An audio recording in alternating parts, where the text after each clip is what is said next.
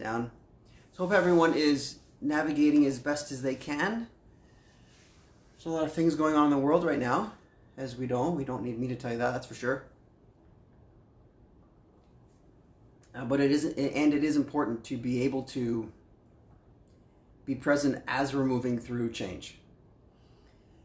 And so the topic of this gathering today was the relationship between proactive and reactive, and it actually came out of and the certainty and uncertainty. It actually came out of this book, which, by the way, I'm going to be making available again with just a few adjustments to text and layout, but I am going to do this again.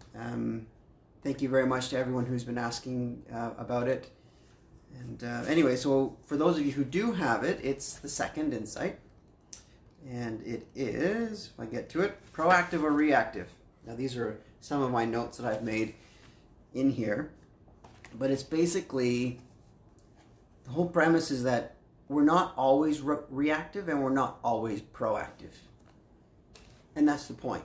The challenge as we move through life is that we don't become proactive enough. And in order to be proactive, we must be responsive. When we're responding to stimulus, we're responding to stimulus in our life. And our learning state is saying, okay, if this is happening now, then that's likely to happen in the future. And so that's what we call proactive, because we know that if we do or do not do something, there's going to be some response.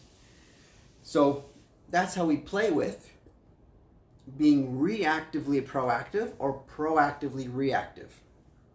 The difference is minor, but basically we're having an experience, we project into the future what we think the outcome will likely be given all the variables, and then we behave a certain way.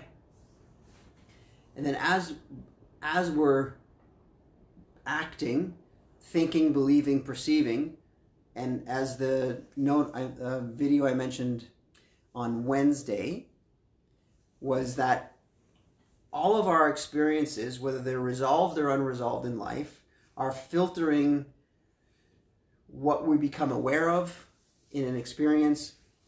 Good people, bad people, threatening experiences, potentially love-inducing experiences, whatever they are, they're all coming through a filter. And if that filter is playing with how resourceful we can be, or it's filtering out valuable information, and we're not aware of it because we're ramped up all the time, we're always responding and reacting all the time, we're not being proactive enough, we're always going to feel like we're at the wrong end of the stick, the wrong end of the rope, and we're being thrown around. And that's not the place we want to stay in, especially now. And this is when we feel anxiety come up, when we feel like the world is doomed or it's all going to be bad. And yes, there are bad things happening. Yes, people are suffering and people are having a hard time. Absolutely they are. And the point is to acknowledge that, saying, okay, yes, that's true. Yes, it's real. And what else is going on? How many of us want to be a part of the solution instead of perpetuate the story of the problem or how bad it is now? And that's where, if we're only reacting, we're not actually planning and effectively, meaningfully engaged with a solution that's going to make life better. So when you're looking at the structure, as I mentioned in the previous videos, the structure is crumbling. The way a lot of things have been done is being questioned. It's the stress test. And I recommend all of us to objectively assess what's working and what's not. First, in our own life. Because it's very easy to have an opinion about what someone else should or shouldn't do. And now's not the time for that. Right now, we want to be genuinely proactive, responsive, and responsible in our life. Say, what's the structure in my life? How am I thinking? what's been valuable, what's not working, how am I perpetuating stress and struggle, and how can I resolve it? The second part of that, how can I resolve it, is perhaps more important than what have I been doing to encourage it. And the reason is we're looking for a place of resourcefulness and proactivity. This is the way it is, whether it's your health or right now with the virus that is affecting, basically the entire planet, people on the planet, is that, okay, how can I do my part? And whether you want that's in your life, whether that is you staying at home or making sure you improve your hygiene, washing your hands more thoroughly, not going out, or if you're going out and you're an emergency response person, thank you very much for everything that you're doing. And if that's the way you contribute, then please do that. We all need to be able to do our part, whatever our part is, but in our own environment, in our own microcosm within ourselves and our family and our friends and loved ones we care about. How can we support and meaningfully create a better system? And that system includes communication, presence of mind. If you have some kind of vision beyond what it is you're experiencing right now, you will be able to meaningfully engage in a completely different future. And I don't mean that in some fancy philosophical way, I mean a very literal way. When you can meaningfully engage in that, you can change the structure, you change the dynamics of relationships, how you interact with the world. And when you're able to do that effectively, then the dynamics are compounding. One of the things that we can learn from infection and virus in this case is the way it functions. It's brilliant in its effectiveness. And so we can imagine one person has a relationship with themselves that's healthy and resourceful, and then they touch, so to speak, right now, maybe not physically, but you know what I mean. You affect somebody, and then that person becomes more resourceful, and then that person, and then it just explodes beyond that. And that's what we're looking for. That's what you can do if you want to meaningfully contribute to a better way of living for more people. And as we go through, I just finished releasing the Sanity Fundamentals, the 5 Sanity Fundamentals, the first meaning. You can find it on Instagram or on my Facebook feed. I think it's actually on my Inner Diamond one, but I will share it on my personal one as well. The first one is to relax. And when we can relax and rest and just be in the moment instead of spinning, not only is it a better place for us to be mentally and emotionally, but our physical body responds to that. And if you want to do very easy internet searches, or if you have books at home on this information, how the immune system responds, our metabolic system responds, our hormone profile, our stress hormones, our happy hormones, all of those responds to our state and the way that we're perceiving our environment. So rest and relax, the first point. And that really means in this moment, how can I just relax? And it doesn't have to be some profound and significant state of relaxation. No, I'm not asking you to get in a deep level of trance or meditation.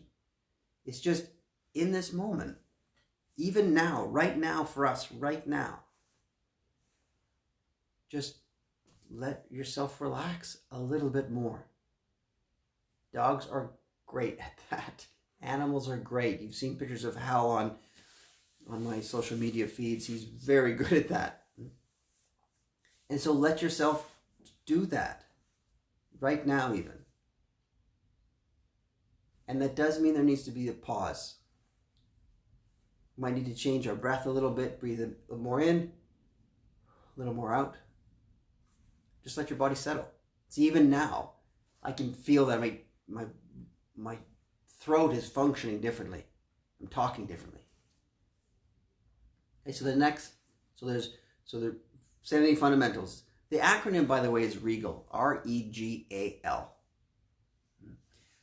R is to relax. E is enthusiasm and excitement. What can you place your attention on that gets you excited, that you're enthusiastic about? You have a project, or you're going to do something new. You have maybe a new business, or maybe you're really excited to clean your car, or just to get all the laundry done, excuse me, or clean the house differently, or reorganize your kitchen, whatever it might be. That's something that you can actually be excited about. Maybe you've been sort of sitting on a valuable message that you've had for your life, and now you want to share that and you're excited to share it. Maybe you've read a book that has completely changed the way you look at anything in a healthy, positive way, and you're excited to say, hey, this book was incredible, please read it. Or a movie you watched.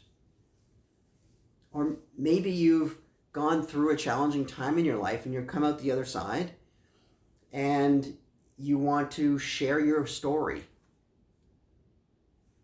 I have a friend of mine who went through years of a relationship with alcohol, and now is at a place where there's so much empowerment and feels so good about life, feels much better about life, let's say. And sharing that's so invaluable. So that's the second, is excitement and enthusiasm. The third is gratitude. I definitely don't need to talk more about that. That message is thankfully common. And it's not, we're practicing these states for our own sanity.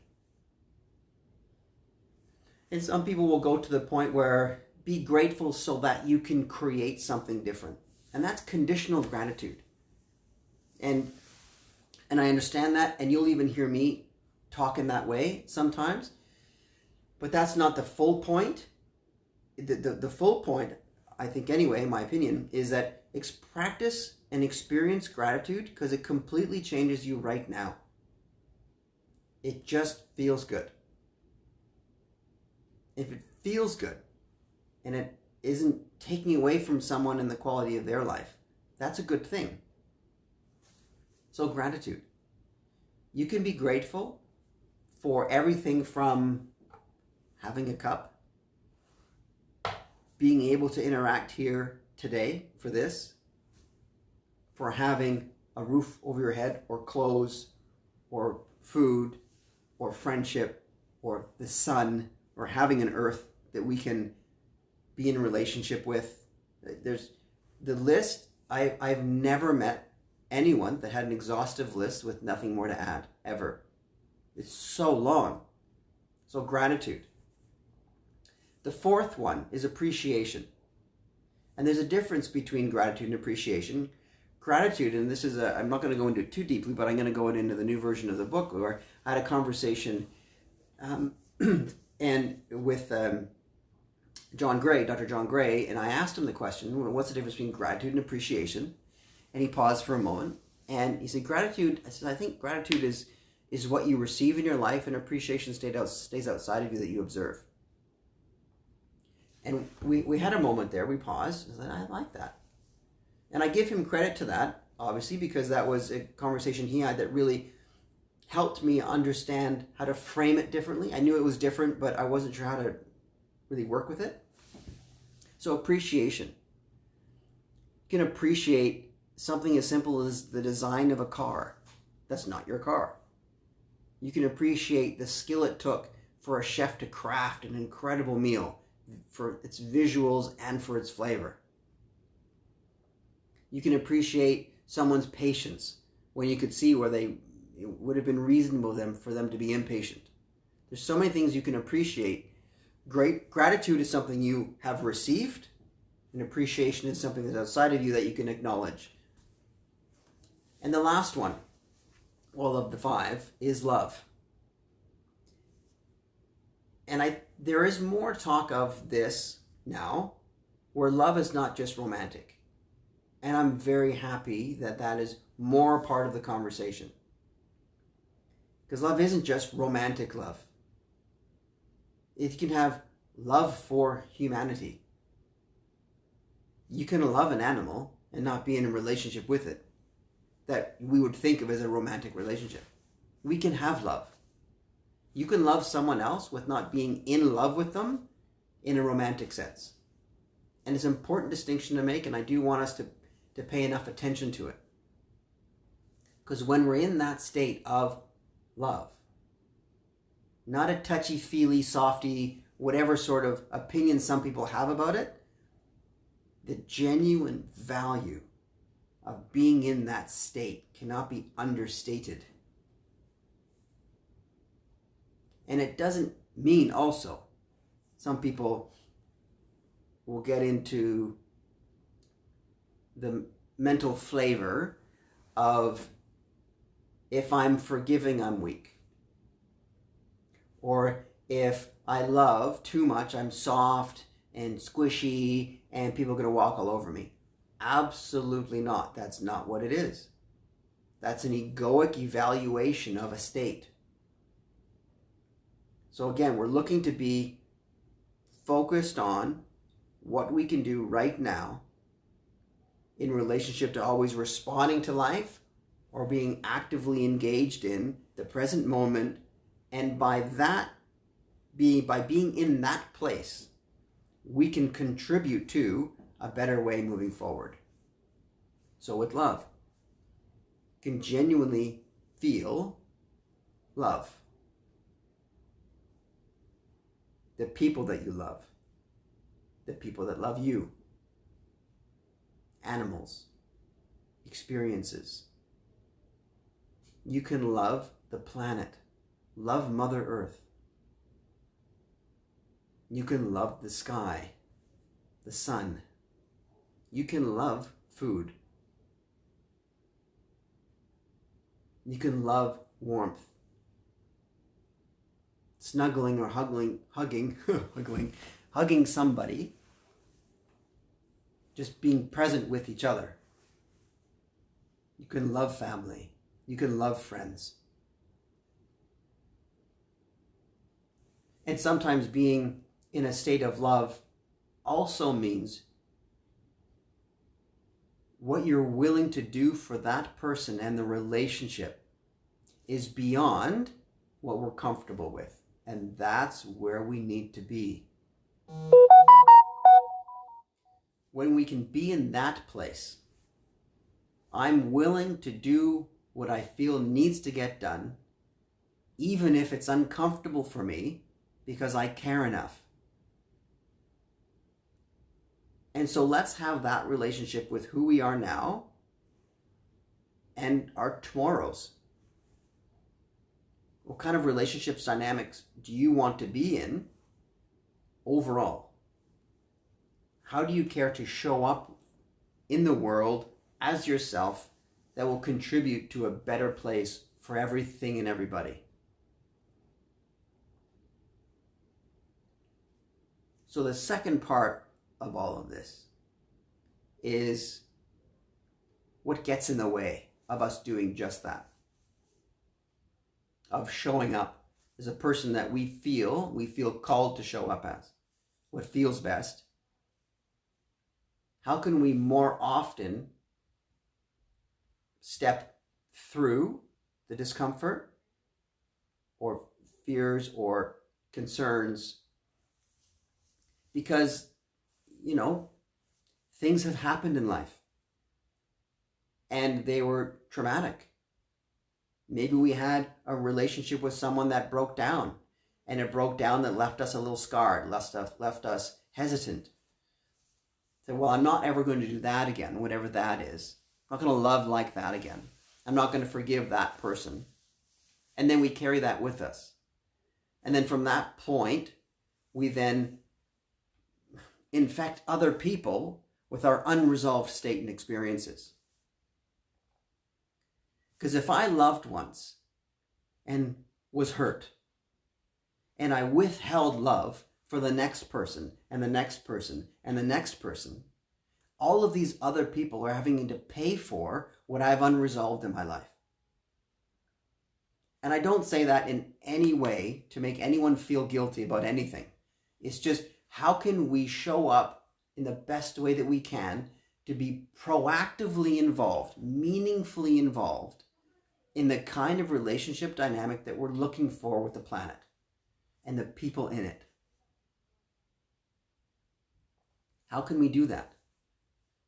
Resolve as much as you can what is unresolved inside of you. When I work with people, there are basically two tracks: resolution and optimization. When we focus too much on just what's functioning now and how we can make it better by not resolving, this still plays a role. It's like the tack under the carpet. When you walk into a room and there's a tack under the carpet, you step on it, it's like hurts, but instead of getting rid of the tack, we just avoid it. The conversations we don't want to have. The type of people that we're resisting to meet. The parts of ourselves that we don't want to look at, even though what we think is darkness inside of us might not be so dark. But it does need our attention. And it doesn't need to be heavy all the time, but it might be for a short period of time. Like right now, with the coronavirus that is spreading, and some people are not getting affected the same way as others. Well, not some aren't. Some people aren't, some people are. Okay. But how can we do the best that we can? We can resolve what's inside of us that's getting in the way of showing up in life. In relationship, personal relationships, professional relationships, but more importantly, relationship with yourself. Because that is affecting all of the relationships that you have. So back to the optimization resolution. If we resolve the weight, then we can optimize better. But if all you do is focus on resolution, what's wrong with my life and how can I fix it, we're always going to be looking for things that are wrong. And we will miss the opportunity to make something that's going well better. Or to simply maintain what's working. Because we also don't want to have a cognitive bias that's always only looking for things that are wrong or bad or fixed or broken. Sorry, not fixed. Fix is the optimization side. Wrong, bad, or broken. Because when we do that, all we see is that, and that flavors all of our conversations with other people and with ourselves. Because we will see proof of what we pay most attention to.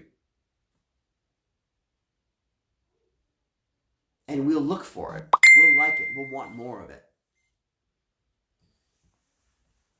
So the point is to have a full scope of view. We can acknowledge what's not working well.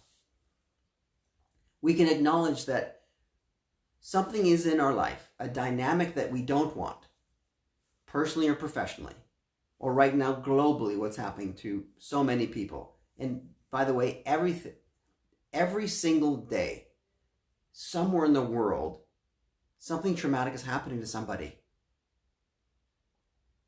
And every single day, somewhere in the world, someone is having the best day of their life. Just acknowledge the scope. So yes, there are things that are happening that we can work on. And there are things that are happening right now that's beautiful and wonderful and we want more of. So acknowledge that just as what it is. I'm just going to grab a drink. And if anyone has any thoughts that you'd like me to address right now, by all means, note them here.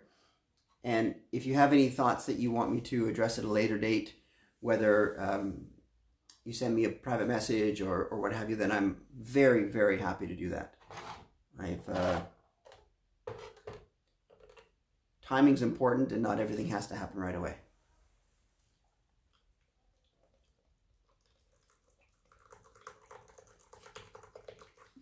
So in that video, a few weeks ago now, I suppose, maybe almost a month now, about tea,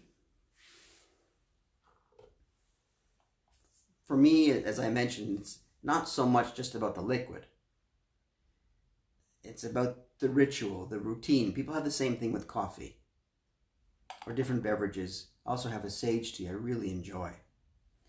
It's the process, or cooking food, or getting ready. You know, I have friends of mine, just going for a walk with the kids, just getting ready is exciting enough. The kids go crazy bonkers. They love it, which is wonderful.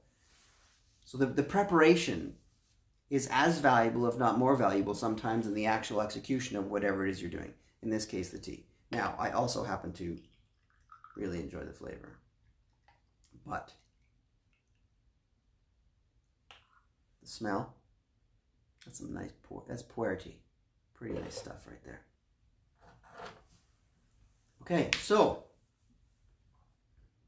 let's move on to meaningfully creating. In order to meaningfully create, we must get on the other side of what we are comfortable with. Ooh, the vessel, yes, which is the cup. So I'm just commenting here. Yes, so good.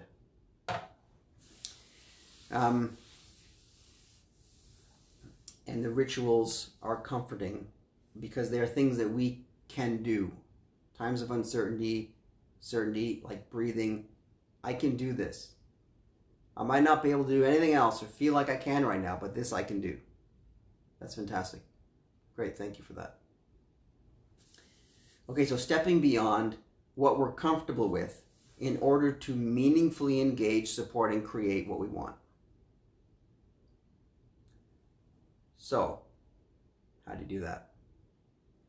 What I would suggest is to have a piece of paper, write it on your phone, or just do it in your mind if you want for now. And you choose an area of your life, whether it's your professional area of your job or your career or your purpose or passion, or whatever it is, however it is that you work. It can be your primary relationships we have with ourselves and the people that we are in immediate relationship with on a regular basis, whether it's friends or family or coworkers, whatever it is. And you say, oh, what for me do I love about that? So I'm going to choose my primary relationship, just with myself for now in this example. What do I love about the relationship with myself? Well, I have one. Oh, that's good. I'm still kicking. I'm breathing. I love that. Great. For me personally, I want also other things from that. So what do I love about it right now? And what would I like to have more of? And for me, what I've realized is that I put my foot off the gas a little bit with things that are really important, that I've underappreciated are important. And that's something that a lot of us, I think, are facing. But I've definitely noticed that in my life. I'm not appreciating more fully things that are valuable. So that's what I would like to do. That's what I've chosen to do, and I'm doing now. So how can I resolve what is not mostly active? And for me, in this case right now, was, okay, what's been more important that I've underappreciated? Time. And not so much wanting more time to relax or take it easy, for me, that's not it. It's increasing the urgency for me. And what's it for you? I have a note in my office and it says there is no time. And we can take that as philosophically as far as maybe some people like to. But basically, one of the ways to interpret that for me is the time's right now to do something. And a great example, I remember someone came to the door, this is a number of years ago, and I hadn't showered or gotten ready for the day. And he came and said, okay, great, Matt, let's go. I was like, let's go where? I said, well, he was having a sport thing, or let's go, guys are waiting. And I didn't know, and I wasn't ready. So they had to wait for me because I wasn't ready. Now, you could say, but Matt, you didn't know any better. And that's true. But if I got up in the morning and I just got the things done first off that need to get done anyway, by the time the opportunity comes, I'd be ready to go.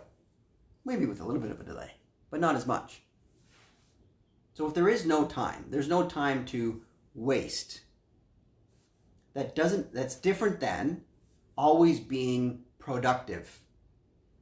I don't want to, that's not the point of getting that too much today, but there's a difference between not wasting time and always looking at output from your time. So being concerned about not wasting time, sometimes the best thing to do that's most productive is to have a nap. Go for a walk, hang with your kids, stretch, watch a movie, work, write that paper, whatever. There is no opinion about what the right thing is given what it is you're faced with. That's your call. But part of the example that I was using was we have something in my life that I've undervalued. And how can I appreciate that more? How can I put that higher up on the priority list? Because it's important. When the chips are down, what's important comes right in front of us. And if we ignore that, it's just going to come back around again. And we're going to feel a little bit unresolved, a little bit empty, a little bit like there's a missing piece somewhere. And this happens when we experience death. Someone close to us passes away. And we reevaluate. Sometimes we do a little too much. We go way off on one end, which has value because sometimes we got to come back to the center. That has to happen. And then this little pendulum. There's a knee-jerk reaction, that's fine. Typically speaking, the less we swing, when we come back, the less we go back the other way again. So we swing a little bit and come back a little bit. Anyway, so when we are able to evaluate objectively, honestly, what's important to me right now in my life that I have been underappreciating or not spending enough of my mental, emotional, or physical time on. There's going to be a convenient answer, and there's going to be an answer that's going to actually move the needle for you. Choose that one. Choose the one that's going to make a difference. If you're not used to it, choose the one that's convenient, and then eventually you choose the one that's going to make a difference. But choose that one. There's a note here. Yes, so I'm most productive when I'm in tune with my own needs and what's truly important. Yes. When we add something to the plate, this is a rule I have with working with people. When we add something to the plate, it must remove more than we've added. So let's say you have 10 tasks to do. If you add an 11th, it must take the total number down to 9, right? By minimum. Because always adding, you're not getting anywhere. In terms of productivity, interestingly enough, if we're mentally fried, we're fatigued, we're stressed, we're done, we can't actually have an output that's reasonable. Pulling back And this is something I don't love to do sometimes. I have to sometimes really force myself to do. Pulling back from the task or the work or the conversation, whatever it is, and refill the tank, whether it's emotionally, mentally, or actually physically, maybe just having something to eat or a glass of water. When we step back into it, we can actually get something done that we need to. And that's, again, difference between reactive and proactive. Reactive, when we're tank is low, it's very challenging to be proactive. We're not thinking as resourcefully and creatively as we can. So when you find yourself reacting, pause. Something comes into your system, freak out, maybe not necessary. Just pause. How can I process that in a healthy way to get the outcome that's best for everybody? And this is something else that's changing the way that we're looking at our relationship to life. Where I'm crossing my fingers, we're moving away from a win-lose, us versus them, and more to a win-win. And when we can do that effectively, the pieces change on the game board. The rules change. It's a different rule. It's like playing soccer and the rules change. Wow, it's all of a sudden different. So I'm not trying to get something from you. We're now working together to find out what we both need and want so that we can get that. And not from somebody else. If there's a third party, it's exactly the same. We work together to find out what we all need and want and get that. That's a skill. Obviously, we need skills to do that. Some people are better at it than others. But we come from that place, that state of being, that state of mind, even within ourselves. I'm not trying to take away from so that I can have. When people are in that place, they come from a great deal of, it's basically a state of scarcity, but also a state of fear and safety, threatening to their safety. So a question I'm going to address. When I'm reactive, I now find myself asking why. What did the event trigger? Great. Yeah, we can be, oftentimes so typically events trigger something that's unresolved. So when we can see what's unresolved and say, okay, great, now how can I resolve that? Then we move into a forward-moving momentum. Like we're developing momentum as this momentum continuum. And the difference between saying, how can I resolve that, is different than saying, how could I have been so ignorant or stupid or dumb or whatever word that I've heard people use that I've used myself in life. How could I have let that happen? There's another one. That goes down somewhere dark pretty quick. And they say, okay, that happened. How can I create a different outcome this time? And this is the time that we're in. We're developing a different way of relating with other people. We're all on the same ship. And when we're a different way of relating to other people, this can work really well. Because we change what we expect. We change who we show up as. Because we're resolving our own stuff. It's not always about what went wrong in our life. How can we help the whole system get better so that everyone in the system gets better? The system in this case is humanity. Another way. The earth, everything that lives here. When trees are healthier, we're healthier. When they're not so much, we're not so much. Harder for us. Okay. So from here, I encourage everyone, by the way, to go back to the Sanity Fundamentals that I shared. They're on Instagram and they're on my Inner Diamond Facebook page, but I put them somewhere else as well. But so those 5 points, even if that was your routine in a day, if that was something that you did, how can I relax right now? What can I be excited about today or right now? What am I grateful for? How can I appreciate something outside of me? Or what can I appreciate outside of me that's not directly affecting my life? I don't have it.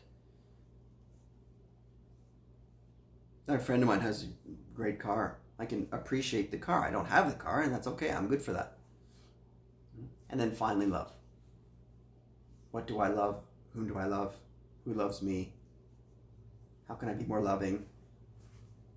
Boom, that's it. If you do that first thing in the morning or at any point in the day or before you go to sleep at night, there's a physiological change right there.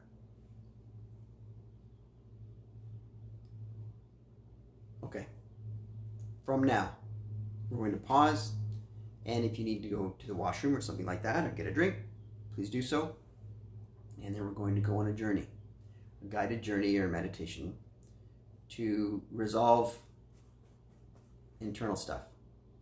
Things that are in the way from us showing up, being proactive, by not being distracted by reacting to what's happening in only one lens. So we'll pause for a moment and let people do what they need to do for, maybe a minute or two. And if in this moment you have other questions, you're welcome to, of course. Or it doesn't have to be a question, it can be a comment about this, that's fine.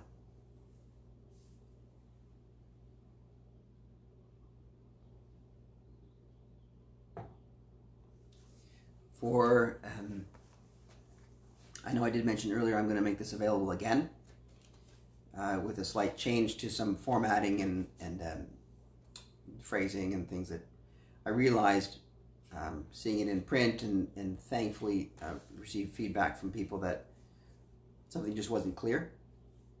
It's going to now, this is going to be now 3 books. There are 108 insights here, and I'm going to break them down and get a little more detail with those. I do. This is an opportunity before we step into this journey today. Is the title "Stimulating Insight"? It wasn't that these insights are so stimulating. You know what I mean? Like, it's not, wow, that's an incredible. That's not the function of the title. That's not the point. That's not the message getting across. The original intent was, if this can stimulate inside of you something that's valuable to your life, then that's good. We have insight. All of us have a unique insight inside of ourselves, the way we relate to the world. And we'll often use, as part of the setup, the structure of humanity, the structure of life, is things outside of us will trigger truth. And it's ours.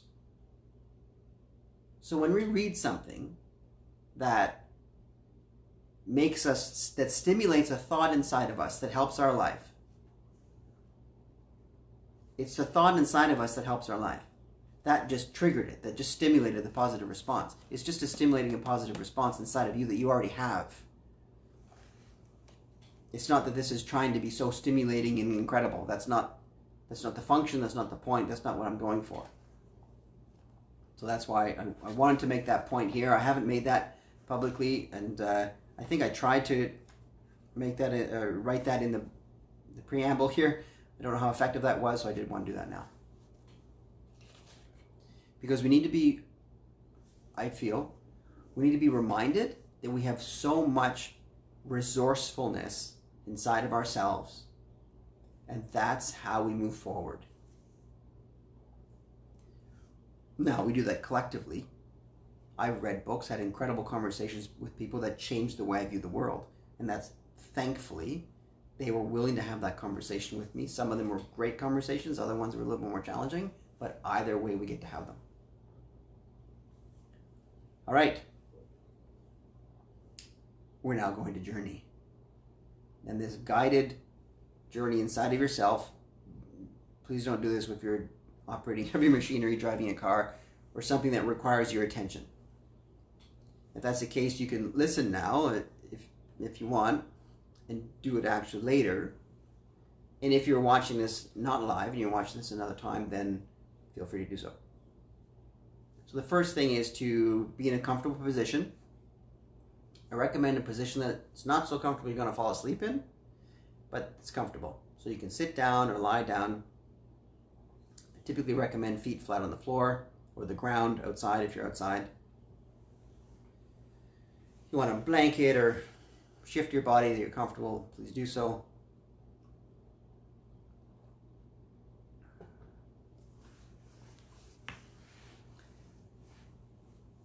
And so I'm going to walk you through that.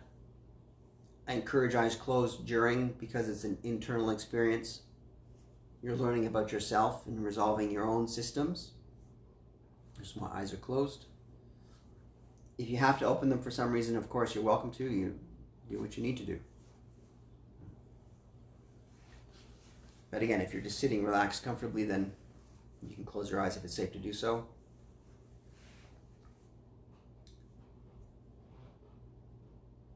And just allow yourself to breathe.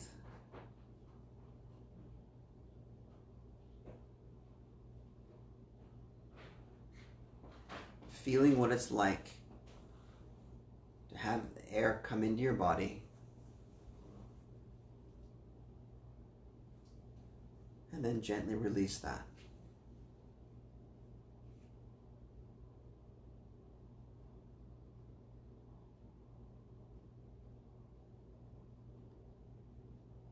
And feel what your body does with relaxed breath.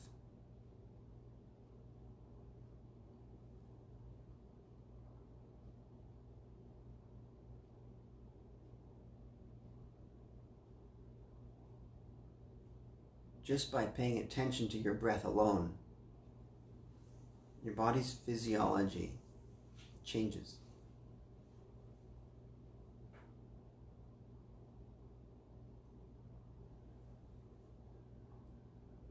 And feel free to adjust your body even more if you need to get more comfortable.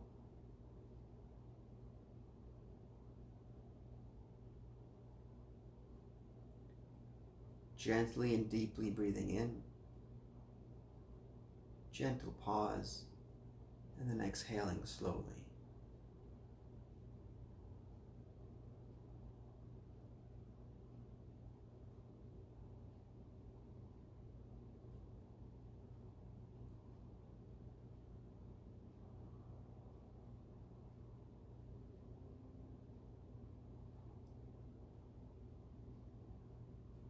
With your physical eyes closed, you're going to close your inner eye,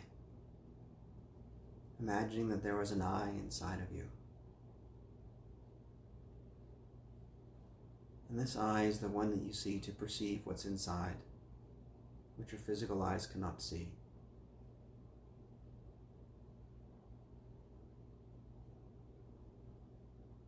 And now you open your mind's eye to find yourself standing in the middle of a beautiful field.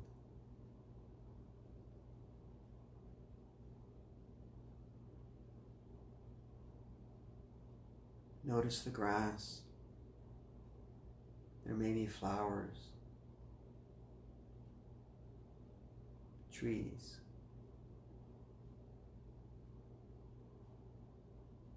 and a blue sunny sky overhead.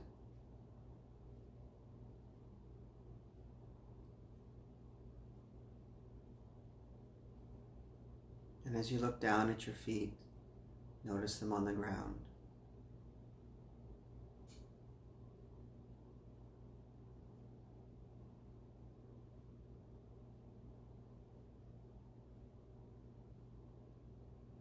And as you look around, you also notice that there is a path in front of you. And with your hands at your side, just gently walk down the path.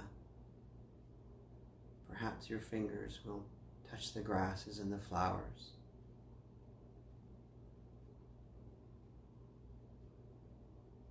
Notice if there is a gentle breeze.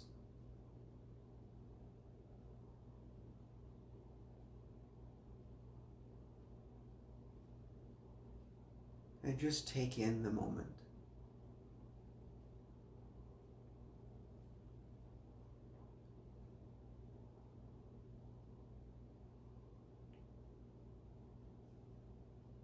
And as you walk down the path, on one side of the path, you notice that there's a small clearing in the field.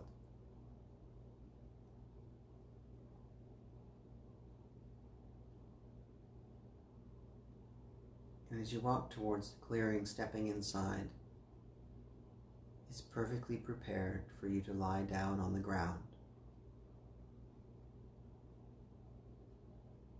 With this beautiful blue sky overhead and the sun shining down on you. And the supportive and welcoming earth below you.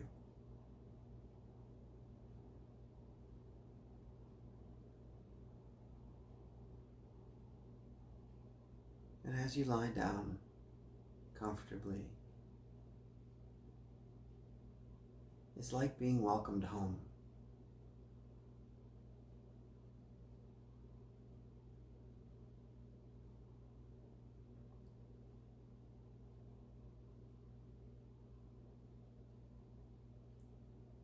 And noticing the blue sky, a bird might fly overhead.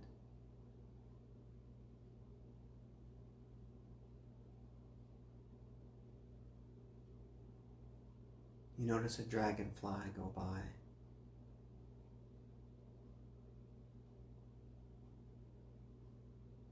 And you glance over to notice a butterfly on a flower.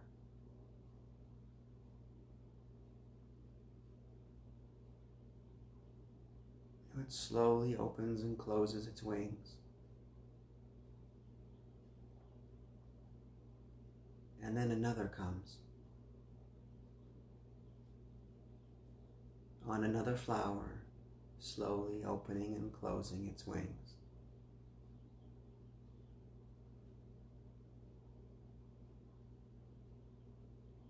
And just gently allow yourself to be present. Just admiring the beauty and appreciating the design of this incredible butterfly.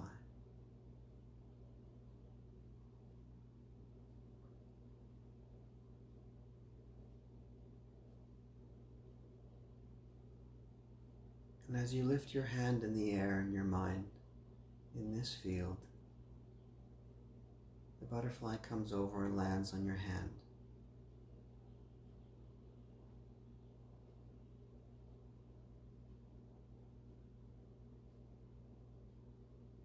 And now another one comes.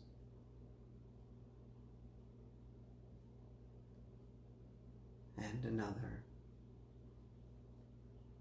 And pretty soon there are many butterflies around you, just gently being present with you.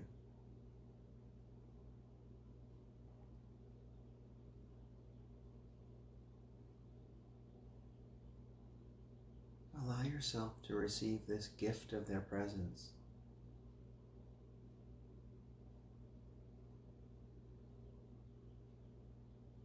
Notice how they fly.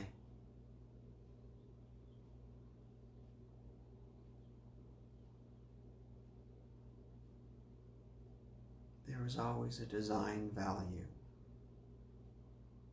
What they're doing is perfect.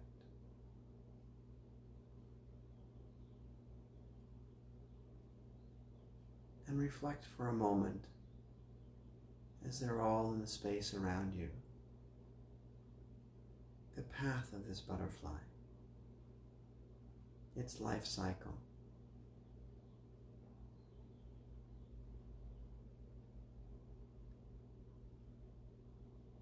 Because the way it starts is different. It starts off as something completely different than what it is now.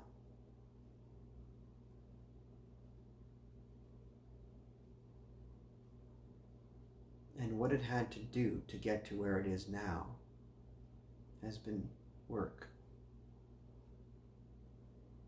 And yet now it's so beautiful.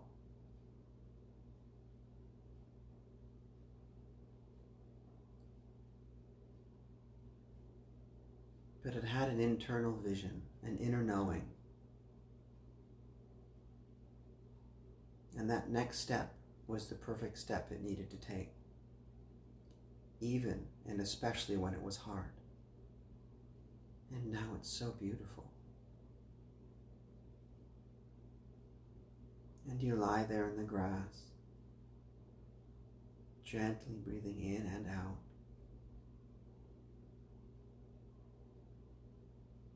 As the butterflies acknowledge your life with every flap of their wings. They say, I see you.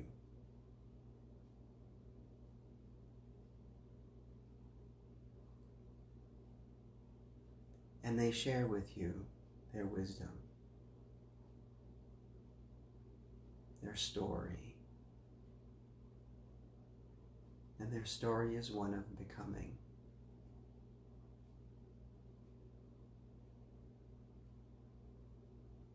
And we're just going to take that in and gently breathe.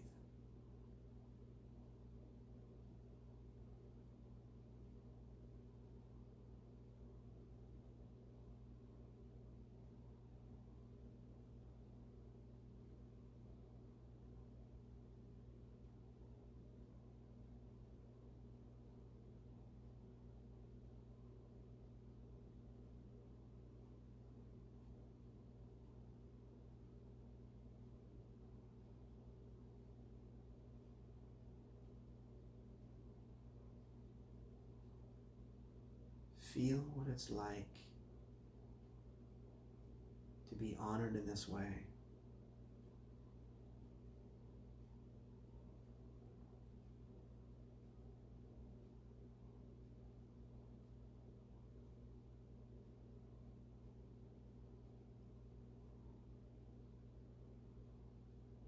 To honor yourself.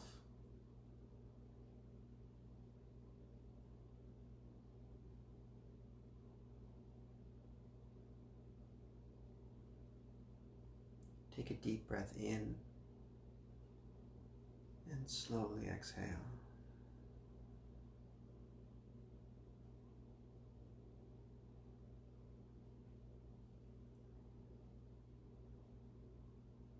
And feel the earth beneath you.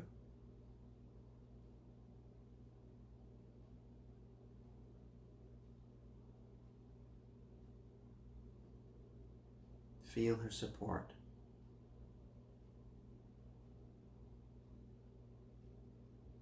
Providing all of us with resources beyond what we can imagine.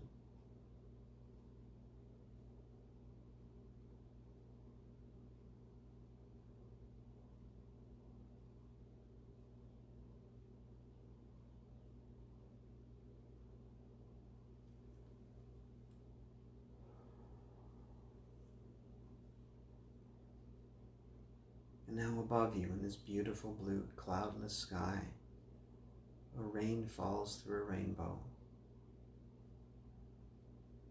and gently touches you and the ground around you.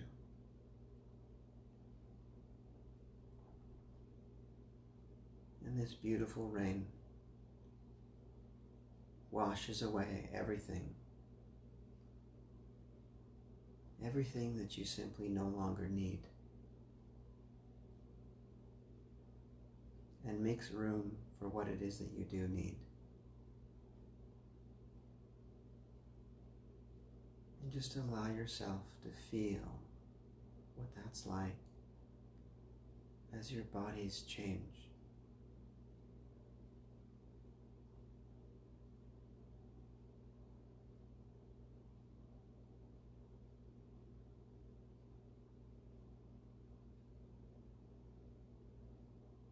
Gently breathing in and out.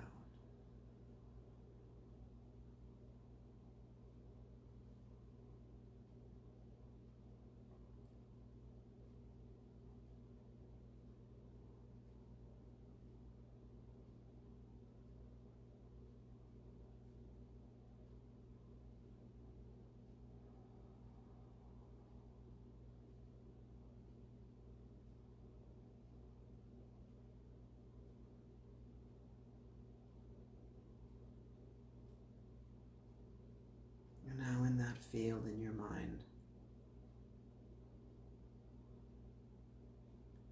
Sitting up and looking around for this bustling life, growing and evolving, offering its medicine to us in the way of lessons or insights or resources.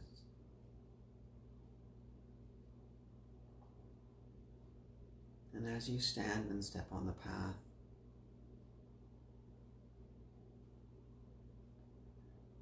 for the place that you were, offer gratitude.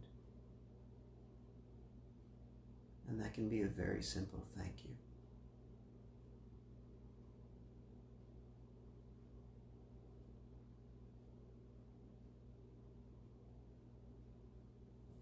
And now direct your attention to the center of the field where you came from.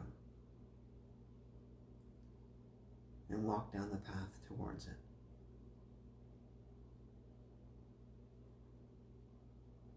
Notice what's different. Whether it's in how you move, how you feel, or what you see.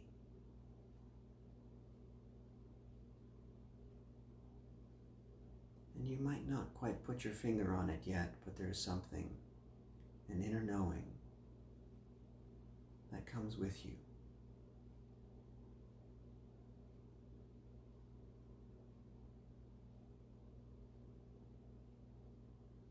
And standing in the middle of this beautiful field, your feet firmly planted on the earth,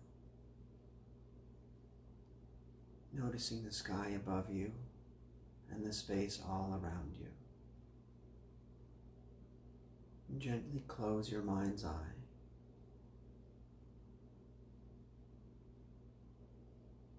And all of that follows you.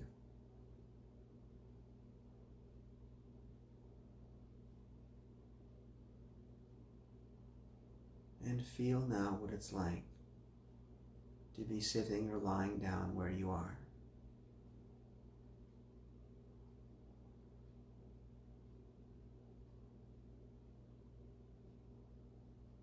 Noticing your breath, your physical body,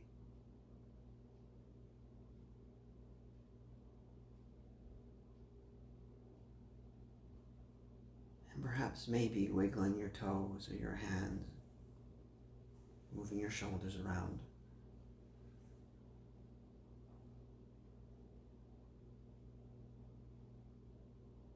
Keeping your eyes closed, just settle into your body.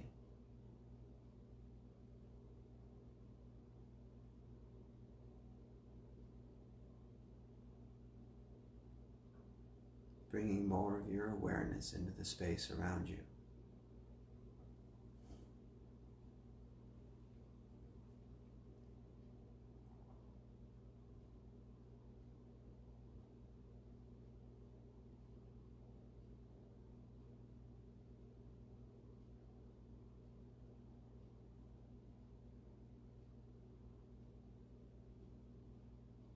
And whenever you're ready, taking your time, in your own time, you can slowly open your eyes.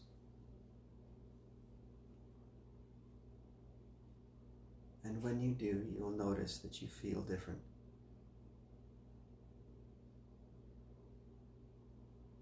And just let yourself feel different.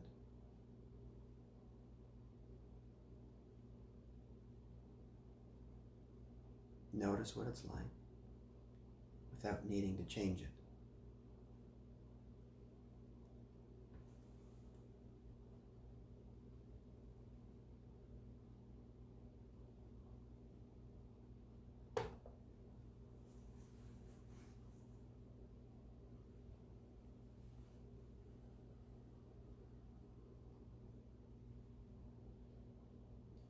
Now you don't need to stay in this state all the time. But appreciate that something has shifted. and that carries with you. It affects how you perceive.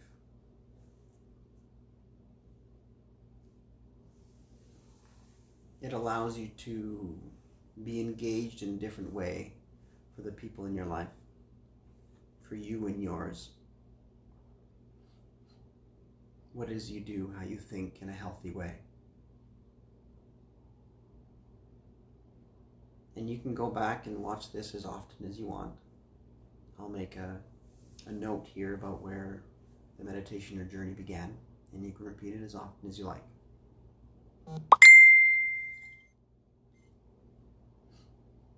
You're welcome.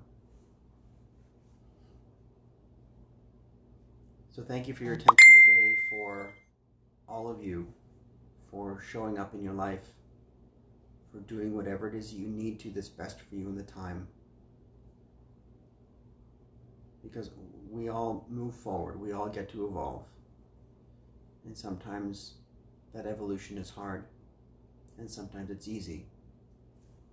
But we just get to continue. So much love and respect for everyone. Thank you for joining me, whether you're doing it live or if you're watching this replay somewhere. Thank you. We will be in touch soon. If you want to reach out for any reason at any time, you know where to find me. On Instagram and Facebook, or on my personal page, or however it is you find me, you can. Thank you, and I will always love hearing from you. And we will be in touch very soon. Thank you.